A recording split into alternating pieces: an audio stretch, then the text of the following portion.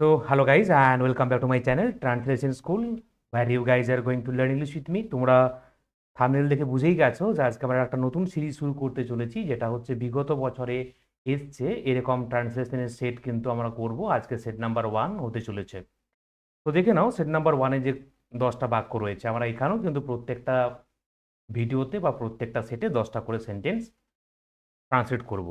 তো দেখে নাও, আজকে যে প্রথমে রয়েছে দুইয়ে দুইয়ে চার হয়, ভারত একটি নদীমাতৃক দেশ, বাগান করা আমার শখ, স্বাধীনতা মানুষের জন্মগত অধিকার, আমি যদি আরও ধনী হতাম, দেশপ্রেম একটি মহৎ গুণ, নিরক্ষরতা একটি অভিশাপ, সে এক কথার মানুষ, তোমার কাজটি করা উচিত ছিল।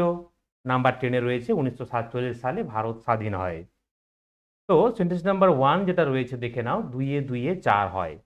আমরা দেখতে পাচ্ছি এখানে দুইয়ে দুইয়ে চার হয়, দুইয়ে এবং দুইয়ে চার হয়, মানে 2 এবং 2 4 করে, 2 এবং 2 করে 4। কিভাবে করব? 2 and 2, 2 and 2 makes 4। তো দেখে নাও, এখানে তোমাদের দেখে মনে হবে 2 একটি সিঙ্গুলার নাউন, 2 এখানে একটি সিঙ্গুলার নাউন, মাঝখানে একটা কনজাংশন রয়েছে, তাহলে এখানে মিক্স কেন হচ্ছে? কথা হচ্ছে, তোমরা দেখবে সাবজেক্ট ভার্ব এগ্রিমেন্টে যে রুল রয়েছে, এখানে এটা একটা আলাদা কোয়ান্টিটি, এটা একটা কিন্তু আলাদা কোয়ান্টিটি, দুটোতে মিলে একটা কিন্তু সিঙ্গেল মানে ইউনিটের একটা কোয়ান্টিটি প্রকাশিত হচ্ছে, তার জন্য কিন্তু আমাদেরকে এখানে মিক্স করতে হচ্ছে। দুইয়ে দুইয়ে চার হয় বললে বলবো 2 and 2 makes 4। নেক্সট কি রয়েছে দেখে নাও, ভারত একটি নদীমাতৃক দেশ।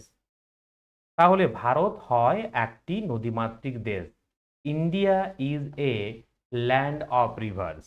তো দেখো, এই যে এখানে ল্যান্ড করা হয়েছে, এটা শুনতে ভালো লাগছে, কান্ট্রি অফ রিভার্সও কিন্তু বলতে পারো। India is a land of rivers, Bharat হলো একটি নদীমাতৃক দেশ।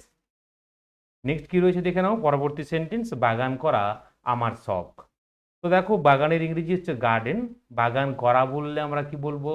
গার্ডেন বলবো, কিন্তু বাগান করাকে যদি নাউন হিসেবে ব্যবহার করতে হয়, মানে ভার্বকে কোনো নাউন করতে চাইলে সেটাকে আমরা করে দেব তার জিরান্ড ফর্ম, মানে সেই ভার্বের সাথে আইএনজি কে যুক্ত করে দেব।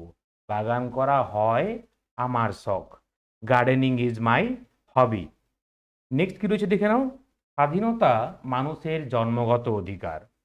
তো স্বাধীনতাকে আমরা ইন্ডিপেন্ডেন্স বলতে পারি, বা আমরা বলতে পারি ফ্রিডম বলতে পারি। স্বাধীনতা হয় মানুষের জন্মগত অধিকার, freedom is man's birth right.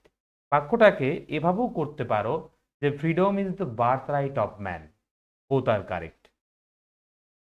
Next কি রয়েছে দেখে নাও, সেন্টেন্স নাম্বার 5-এ, আমি যদি আরো ধনী হতাম। পরিকল্পনা বোঝাচ্ছে, হাইপোথেটিক্যাল সিচুয়েশন। এখানে কিন্তু আমরা কিভাবে করব, ইফ আই ওয়্যার রিচার। দেখো, এই যেখানে আরও বলা হয়েছে, আরও ধনী, তার জন্য আমরা কিন্তু এখানে রিচ থেকে রিচার করে দিয়েছি, মানে পজিটিভ থেকে কম্পারেটিভ ডিগ্রি করা হয়েছে। যদি বলা হতে ভাবে আমি যদি ধনী হতাম, ইফ আই ওয়্যার রিচ, আমি যদি আরও ধনী হতাম, এজন্যই করা হয়েছে ইফ আই ওয়্যার রিচার। তাহলে আই এর পরে সাধারণত ওয়াজ ব্যবহার করা হয়, কিন্তু ওয়্যার আমরা কখন ব্যবহার করি? পরিকল্পনা বা কোনো হাইপোথেটিক্যাল সিচুয়েশনকে যখন আমরা তুলে ধরি, সেক্ষেত্রে আমরা কিন্তু আই এর পরে ওয়্যারকে ব্যবহার করি। নেক্সট কি রয়েছে দেখে নাও, পরবর্তীতে, দেশপ্রেম একটি মহৎ গুণ। তো দেশপ্রেমের জন্য আমরা বলবো প্যাট্রিয়টিজম বলবো, হয় একটি মহৎ গুণ। তো দেখো, এখানে আমরা মানে এখানে কিন্তু মাঝখানে এই জায়গাতে কিন্তু আমাদেরকে একটা এ পুট করতে হবে এখানে, যে patriotism is a Nobel virtue, বা বলতে পারো patriotism is a great quality, বা আমরা এরকম বলতে পারি যে love for country is a great quality বা নোবেল ভার্চু। তাহলে patriotism is a Nobel virtue. Next কি রয়েছে পরবর্তীতে, নিরক্ষরতা একটি অভিশাপ। নিরক্ষরতা, এই যে ওয়ার্ডটা রয়েছে, এর ইংরেজি হচ্ছে ইললিটারেসি, হয় একটি অভিশাপ। তোমরা জানো অভিশাপকে কার্স বলা হয়, আবার এটা আমরা এভাবেও বলতে পারি, মিনেস বলতে পারো, MENACE, কার্সের পরিবর্তে। তাহলে ইললিটারেসি ইজ এ কার্স বা illiteracy is a menace. Next কি রয়েছে পরবর্তীতে, সে এক কথার মানুষ, he is a man of word. Is a man of word বলবো someone who keeps his promise, মানে এমন কোনো ব্যক্তি যে তার কথা রাখে, যে তার প্রতিশ্রুতি রাখে। He is a man of word. Next কি রয়েছে পরবর্তী সেন্টেন্স, তোমার কাজটি করা উচিত ছিল। এইটা কিন্তু দেখো মোডালের পাস্ট, এরকম পাস্ট মোডাল বলা হয় কিভাবে? শুড হ্যাভ, তারপরে ভার্বের third form, you should have done the work. তোমার আসা উচিত ছিল, you should have come here. তাহলে কি হবে? এখানে সাবজেক্টের পরে শুড হ্যাভ, তারপরে ভার্বের থার্ড ফর্ম ব্যবহার করতে হবে, তারপরে বাক্যের বাকি অংশ থাকবে।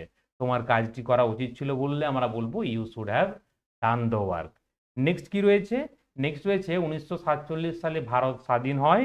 তাহলে ভারত স্বাধীন হয়েছিল, ইন্ডিয়া বিকেম ইন্ডিপেন্ডেন্ট ইন 1947। 10টা সেন্টেন্স আমরা কমপ্লিট করলাম। Thank you very much for watching the video.